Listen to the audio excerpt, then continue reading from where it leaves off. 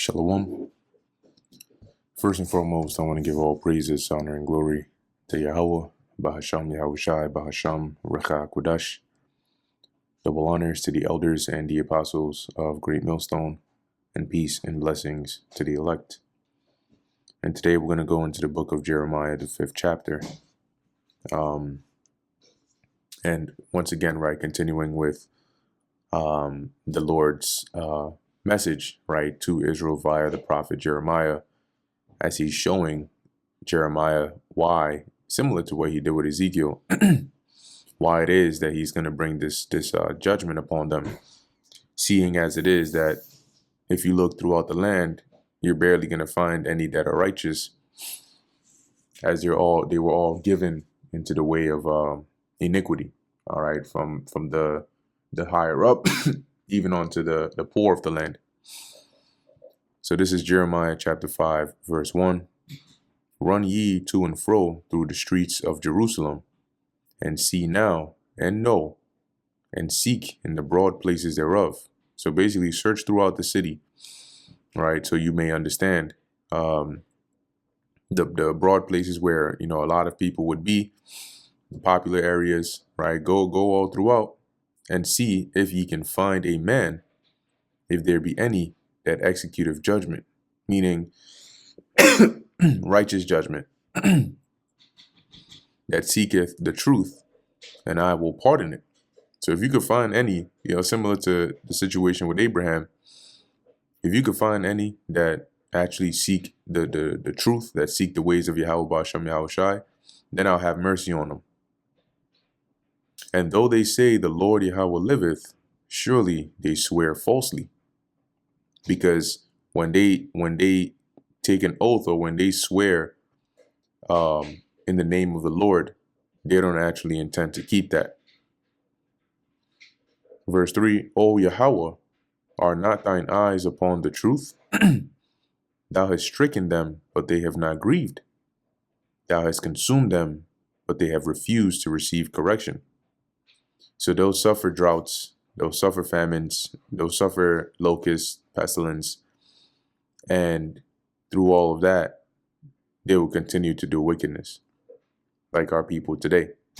You look at the condition that they're in, and it's only getting worse and worse and worse, and yet they will not turn back from their wicked ways, even though the prophets are out there giving them instruction. It was the same thing back then.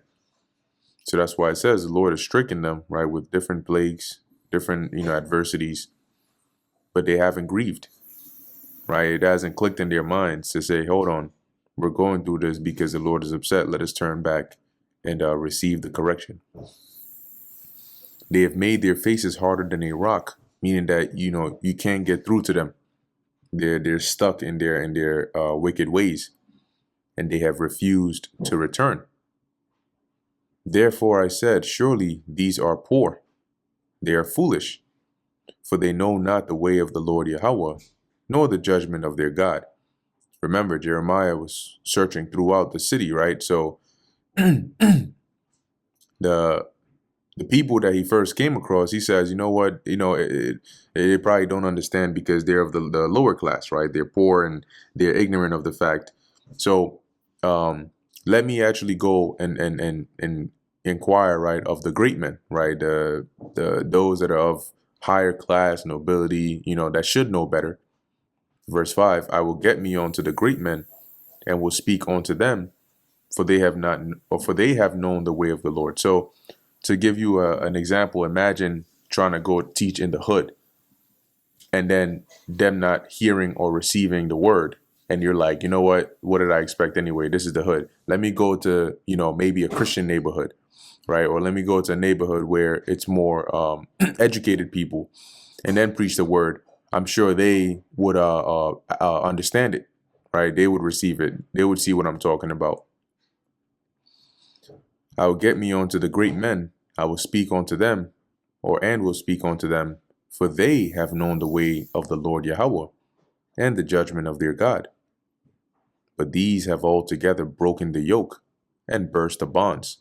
And what that means is they have broken or strayed from the path the Lord has set us on. So that yoke and the bonds is likened onto the the ways or the commandments the Lord has given us, which is to yoke us or bind us to the path of righteousness. So if you liken the Lord's people here to oxen, right, that are yoked together, the driver or the plowman directs or drives them, right, in a certain direction. But to break the yoke and burst the bonds, meaning now they're going to run free wherever they want to go, as opposed to being under the control or direction of the Lord. So Jeremiah is like, damn, from the least to the greatest, they've all gone astray from the Lord. Wherefore a lion out of the forest shall slay them, and a wolf of the evenings shall spoil them, meaning therefore a judgment is going to come upon them, right? The Lord is gonna there's a reason why you're going to continue to suffer these things. It's like today, if you were like, because these people don't want to listen, you're going to continue to suffer due to gun violence and gang violence and drugs and all of these things that the Lord uses to judge you. So wherefore a lion out of the forest shall slay them, which in that region in Israel, it used to be a place where you would have lions and bears, really particularly in the Jordan Valley. In ancient times, you did have, it was a hot spot for them. Now, not so much. And it says a wolf of the evenings shall spoil them. Now, the reason it mentions that is because wolves, just like cats, are crepuscular, which means that they're most active during dawn and dusk. So when they go out to hunt, it's usually around that time. That's why it mentions the wolf of the evenings slaying them.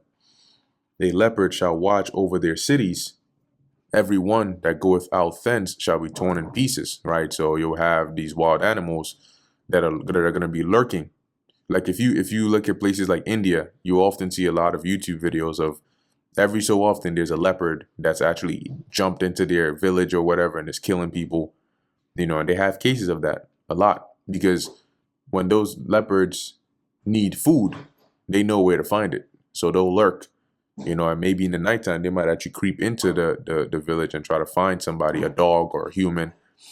But if you wander outside, then they're going to have lunch.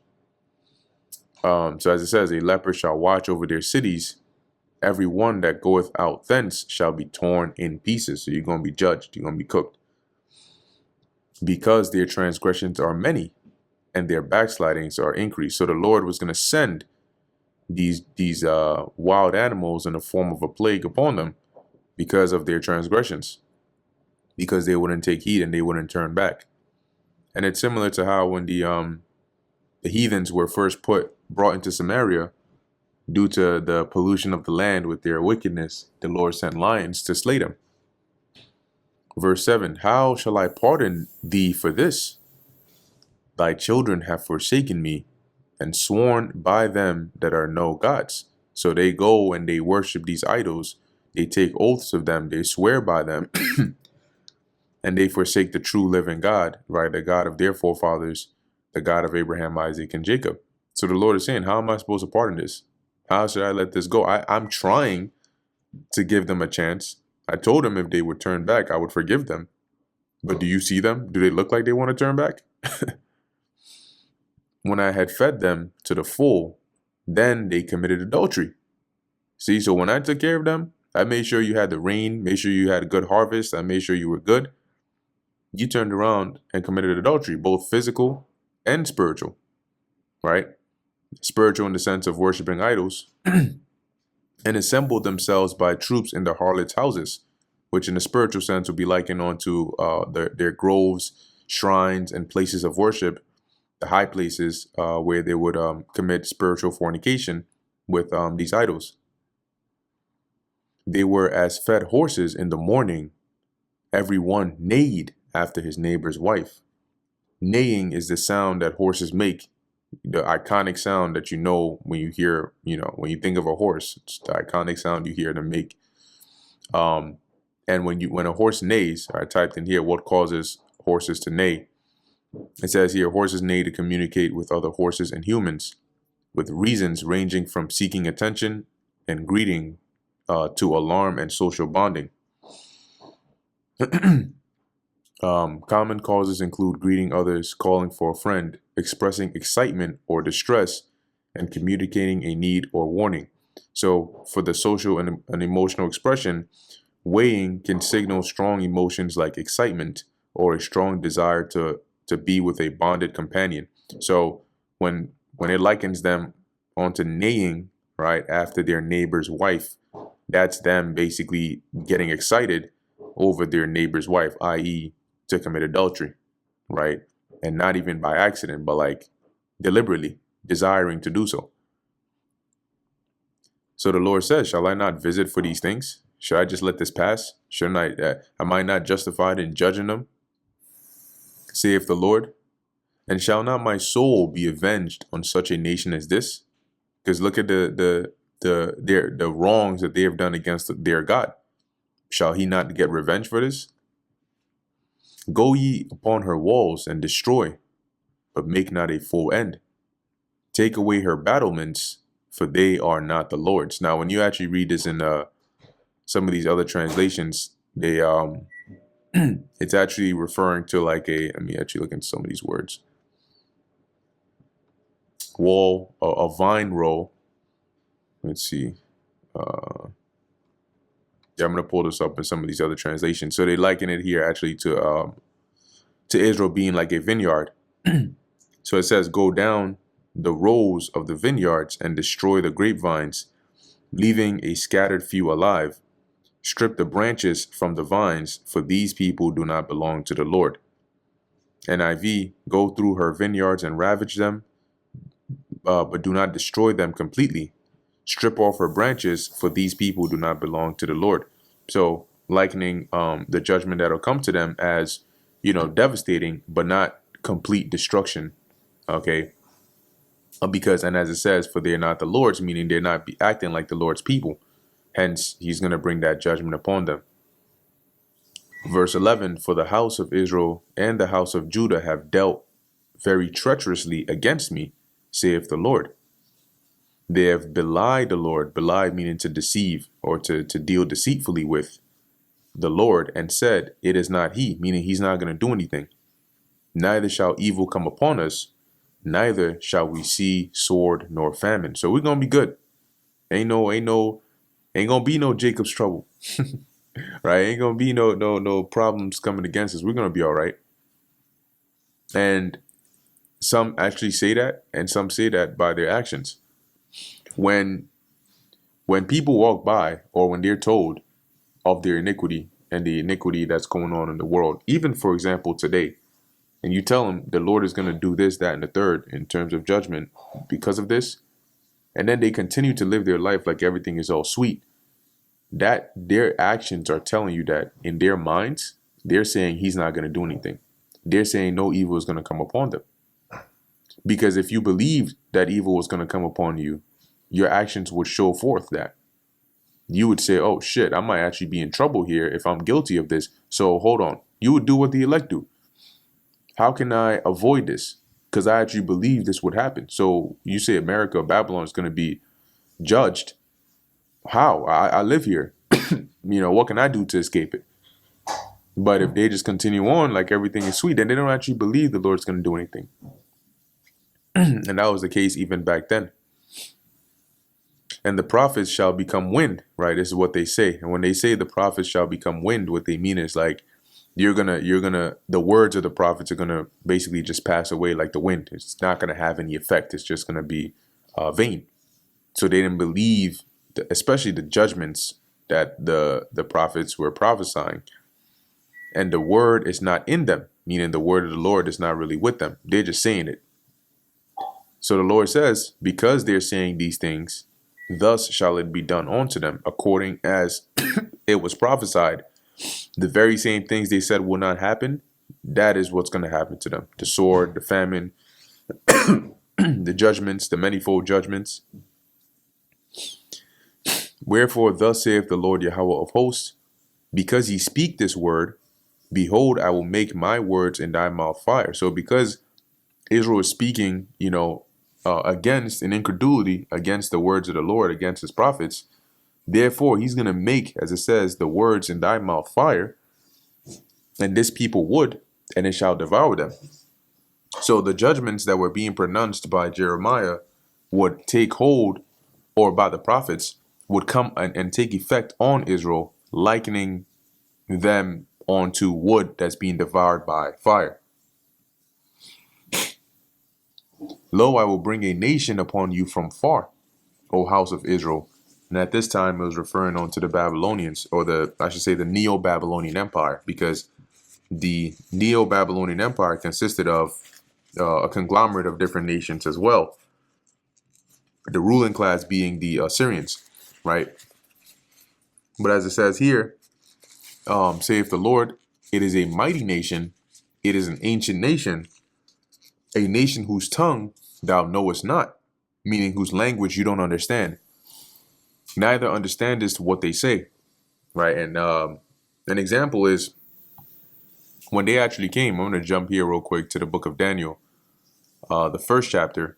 When the Babylonians came under Nebuchadnezzar II, the first time, and besieged Jerusalem, and they took away captives. They didn't destroy Jerusalem at that time.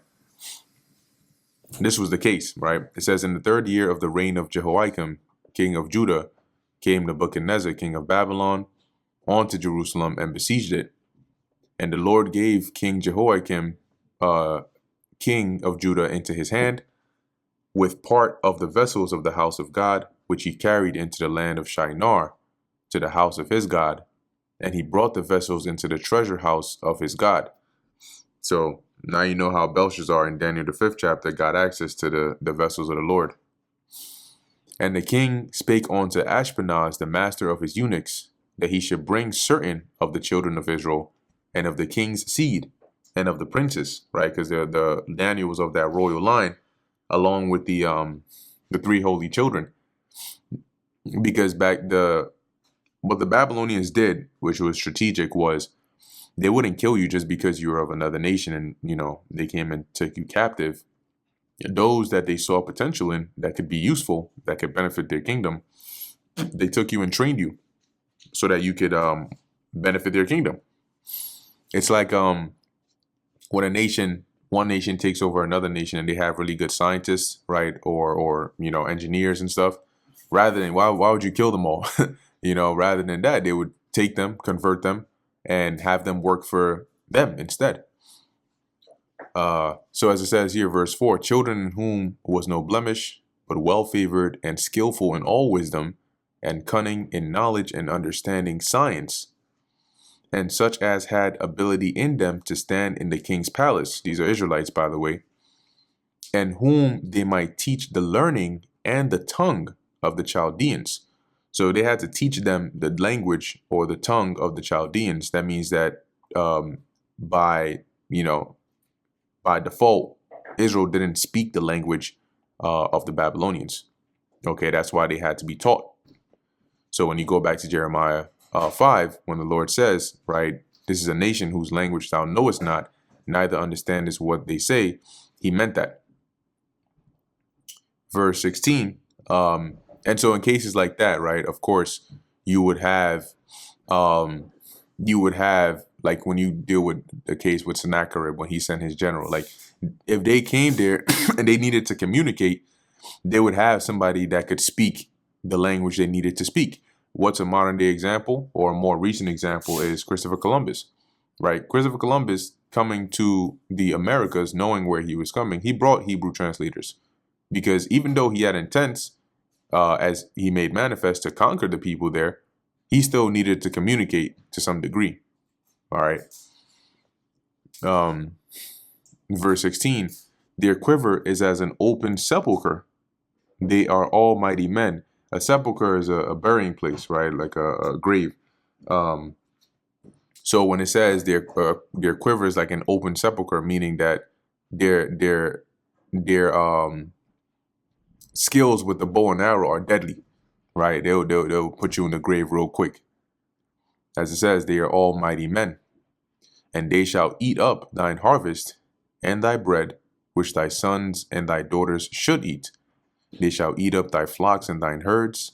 They shall eat up thy vines and thy fig trees. Now, it doesn't mean that they're going to move in and then they're going to just start eating all your food. What it means is they're going to consume it, meaning it's going to be theirs. All the things that are beneficial to you, that you own, that you work for, right? Your harvest, your daughters, your sons, your flocks, right? Your valuables, they're going to take with them, right? When they take you over. They shall impoverish, right? To beat down, to destroy thy fenced cities, your fortresses, wherein thou trustest, with the sword. So when they come and they lay siege to you and they get the upper hand, they're going to destroy everything and take the benefits of you and of your land. Nevertheless, in those days, saith the Lord, I will not make a full end of you. So regardless, right, when that time comes, when I bring that judgment, I'm still not going to have them completely, destroy you or do away with you. So that's that mercy. And it shall come to pass when ye shall say, wherefore doeth the Lord Yahweh our God all these things unto us? So why is the Lord doing all this? The nerve. Then shalt thou answer them, like as ye have forsaken me, and served strange gods in your land, so shall ye serve strangers in a land that is not yours. So just like you wanted to go astray, you wanted to worship these strange idols in your land, now I'm going to send you to a strange land, and you're going to be strangers there, and then you can serve.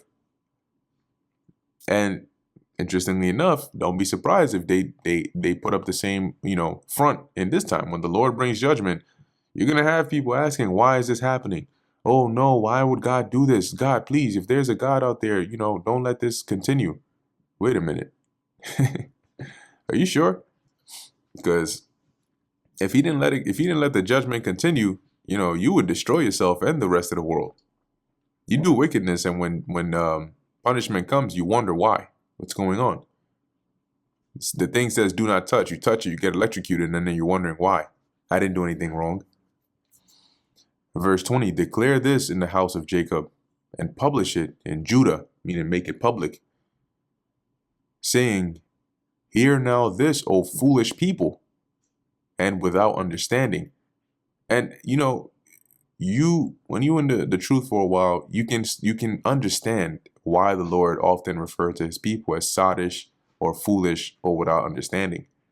You really start to see it. It makes sense, right? Because when you look at how our people behave, and you look at really what the Lord has set up for us, and how simple he has made it for you to be able to just do the right thing and gain all these benefits. He's given us everything. And they throw it away for things that are non-beneficial. That's very foolish. Okay, that's a very foolish thing to do. They work hard for things that are detrimental to them, but the things that are beneficial to them, they throw away. They cast behind them. It says here, which have eyes and see not, which have ears and hear not, right? So they, as it says, they have eyes, they see not, and ears, they hear not, meaning their spiritual eyes, right, and their spiritual ears have been blocked. So they don't perceive or understand the message that the Lord is sending out by way of his prophets. Fear ye not me, saith the Lord Yahweh.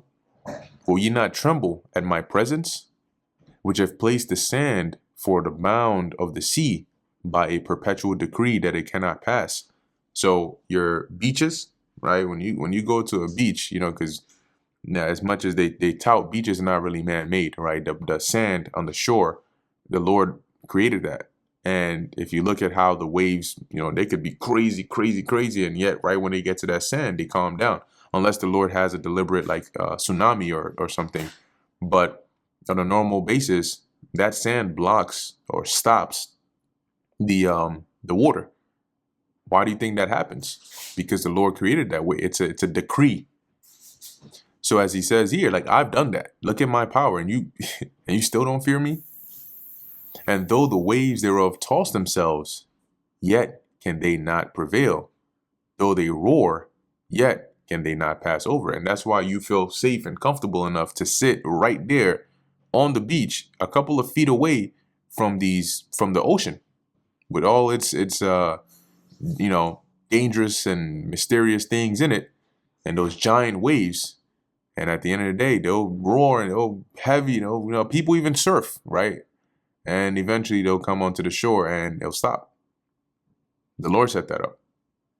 Verse 23, but this people hath a revolting and rebellious heart.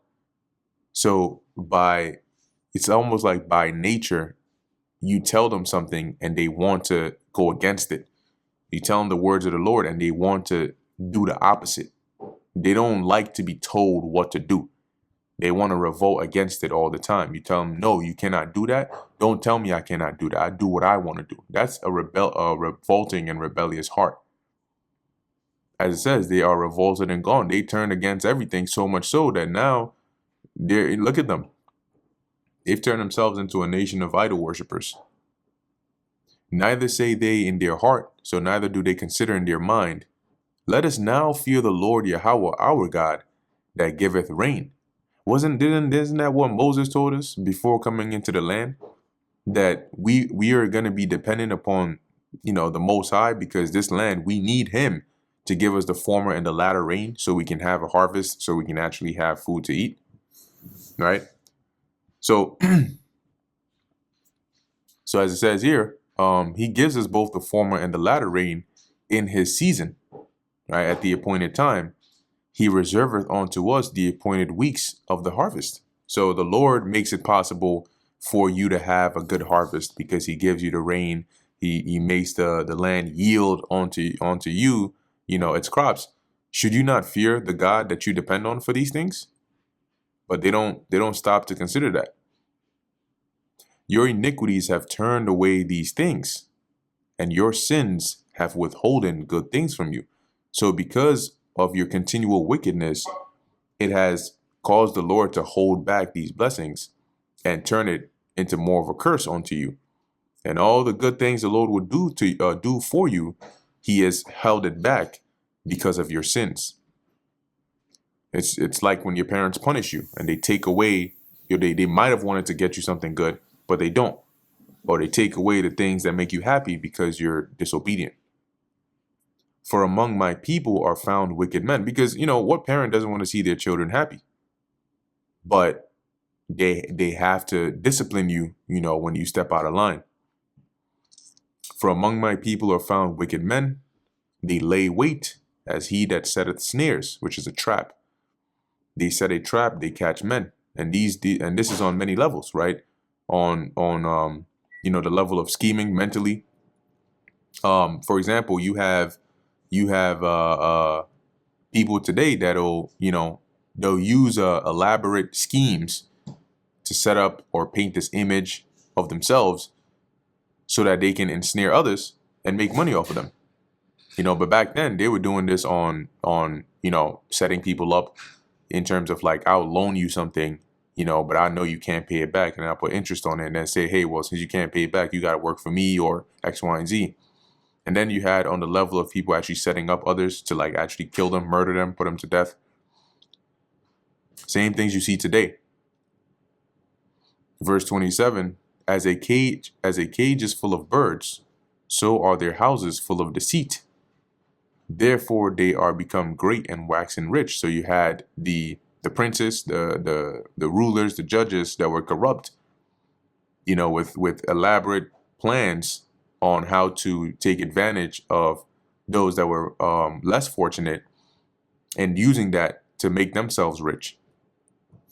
So like today, for example, you have a lot of people that become pastors because they know that they can get a huge congregation, and from that they can use tithing, which is just one of many schemes that they use to make money and not really teach people anything, but play on the fact that people would believe them to be holders of their faith, and therefore they would listen to what they would say. So they use it. You have people that go into that as a business, become pastors as an actual business to make money, because it's an easy way for them to get, people to listen to them, get a lot of people. See, if you have a huge amount of people, you don't need to ask for a lot of money. You can just ask each one for $1. If you have 1 million people that listen to you, a congregation of 1 million people, and you tell them, yeah, just donate $1. For you, it works out because to them it's just $1. Yeah, I can do that. But collectively, $1 from 1 million people is $1 million. See?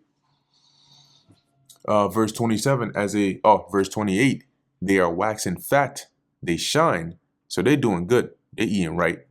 Off of what? Off of the taking advantage of the people. They overpass the deeds of the wicked, so they go above and beyond that of the wicked. They judge not the cause of the fatherless, yet they prosper. So rather than hearing the cause and judging righteously, right? As it says, the cause of the fatherless, orphans, right, or widows, or people once again who are poor or less fortunate, they'll say, okay, well, I'm hearing, say, this case against somebody who's like a landowner versus you, who's like a, you're a poor man, but you got a farm, and they're saying you owe them this or X, Y, and Z. Instead of, even if the farmer is in the right, they'll judge in favor of the rich man or the landowner because they're getting a bribe, or they're gonna get a share of whatever the outcome of that is. These are the kind of underhanded things that Jake was doing, and the Lord was looking at all of this.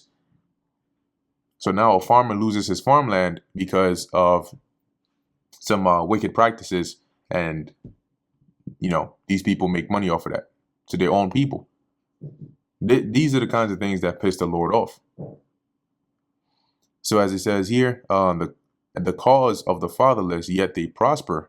So they live, lucratively, doing wicked things, judging wrongful judgment, and they prosper because it's a wicked society, right? It's set up in a way, they set it up in a way where they would constantly succeed, and then you would have those that are not doing so well in society suffer at their hand. So as it says, the right of the needy, do they not judge? Shall I not visit these things, saith the Lord Yahweh? Shall not my soul be avenged on such a nation as this? So am I supposed to just sit back while they do all this? Should I not bring judgment for this, as I have clearly instructed them on what to do and how to live and how to govern themselves? And this is what they end up doing. Verse 30, a wonderful and horrible thing is committed in the land. The word wonderful means it's a thing you wonder at. It doesn't mean that it's a beautiful thing. Today, you use the term wonderful in the sense of, wow, it's such a wonderful, like it's a good thing. But the word wonderful in its origin doesn't necessarily have to be good or bad. It's something that is astonishing or surprising. So it says here, a wonderful and horrible thing is committed in the land. And it's going to tell you what that is. The prophets prophesy falsely, and the priests bear rule by their means. So you have prophets that use the outer appearance of being divine, right, as they deceive the people to believe, and the priests, and then they prophesy lies onto them. Once again, prophesying for hire. If you called them out or they didn't like what you gave them or whatnot, then they would prophesy against you. They would say, oh, this is going to happen to you, or blah blah blah. And the priests, instead of following the ways of the Lord and leading the people the right way, they ruled by whatever means they wanted to rule by that was advantageous to them. Think Phinehas and Hophnies, right?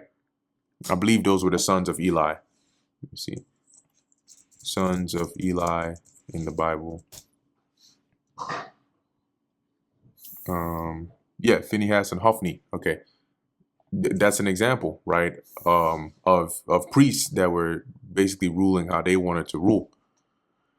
It says here, and my people love to have it so, and what will ye do in the end thereof? That's why he said it's a horrible thing, because this is something that they're doing in the land, and they acknowledge it. This is what they like. And so he says, what are you going to do when I bring this judgment upon you? There's no justification for your actions. And that brings us to the end of the book of Jeremiah, the 5th chapter. Lord willing, this is edifying to the elect. In closing, I want to give all praises, honor, and glory to Yahweh, Bahasham Yahweh Shai, Bahasham, Rechak Wadash. And until next time, Shalom.